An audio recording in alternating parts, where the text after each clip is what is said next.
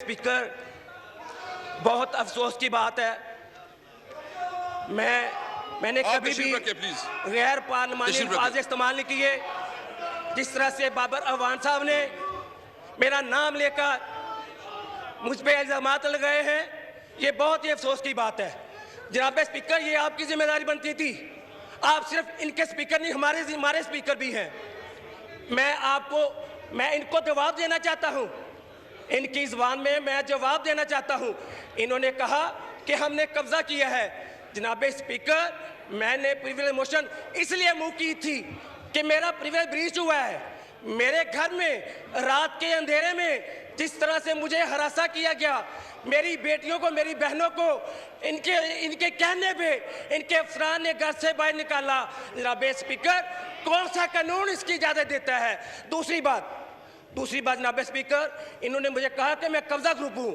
जनाब स्पीकर, मैं floor of the house मैं ये चैलेंज करता हूँ इनको कि ये इस मोशन को कमेटी में लेके जाए।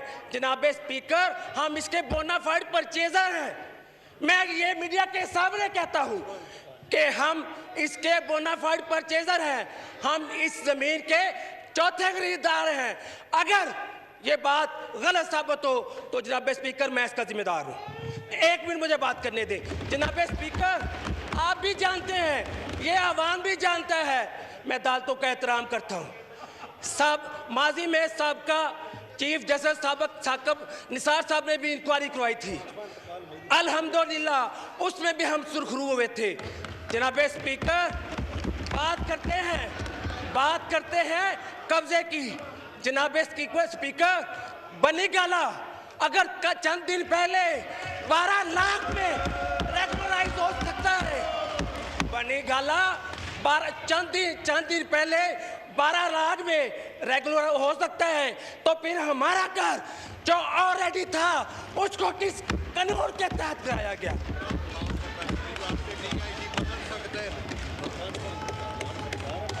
जनाब स्पीकर, ये हमारा 5वां इंतकाल है। मैं बार बार कह रहा हूं, मुझे हरासा किया जा रहा है कि मैं इस असेंबली की कार्रवाई में हिस्सा न ले सकूं। किस तरह से हमारे अरकान को डराया जा रहा है। मेरी आपसे दरख्वास्त है, इस कमेटी में इसको प्रिविलेज कमेटी में सपुर्द किया जाए ताकि ये अपने सबूत लेके आए, मैं अपने सबूत लेके आऊँगा। और मैं इनसे, जनाब स्पीकर, मेरी आपसे दरख्वास्त है, मैं इस ऐवान का मेंबर हूँ। मैं अफजल खोखर की हैसियत से यहाँ पे बात नहीं कर रहा था, मैं इस पार्लियामेंट के मेंबर की हैसियत से बात कर रहा हूँ, अपने हल्के के अवाम के वोटरों की हैसियत से बात कर रहा हूँ। जिस तरह से इन्होंने बाय नेम मुझ पर इल्जाम लगाए हैं, इनको माफ़ी मांगनी चाहिए, इनको शर्म माननी चाहिए कि एक मौजूद ऐवान पे रुकन पे इस तरह से इल्जाम लगते हैं।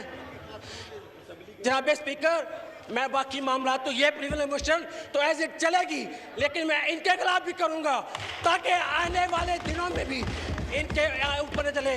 जनाब स्पीकर, कब्जे वाली जगहों पे बेटियों के घर नहीं बनाए जाते, कब्जे वाली जमीनों पे बहनों के घर नहीं बनाए जाते।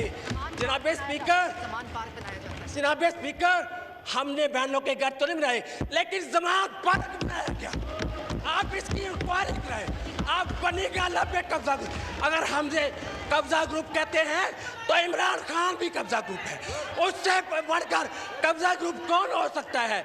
एक मौजूद अरकान पे तो बाय नेम आप कह सकते हैं, किसमें जरूरत है आप में से कोई खड़ा होकर कह सके?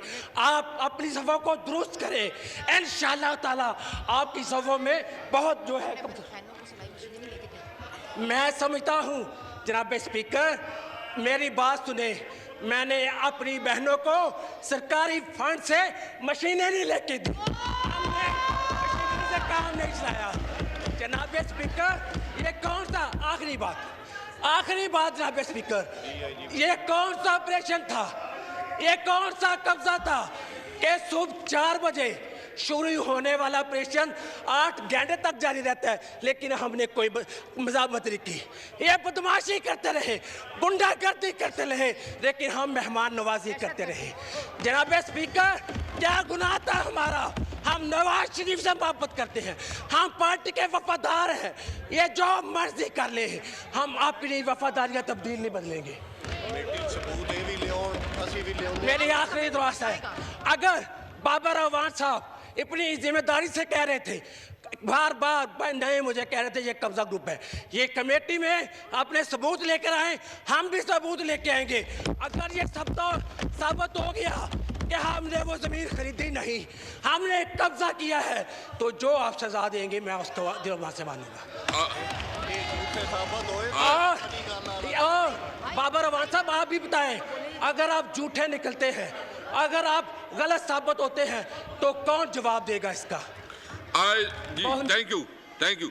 I reserve my ruling on the question of privilege. मैं तहरीक इस्तेकाब पर अपनी रूलिंग महफूज करता हूँ। जी, next question number 8, item number 8, Rana Sanaullah ji, Sanaullah मुस्तकिल साहब। Chairman standing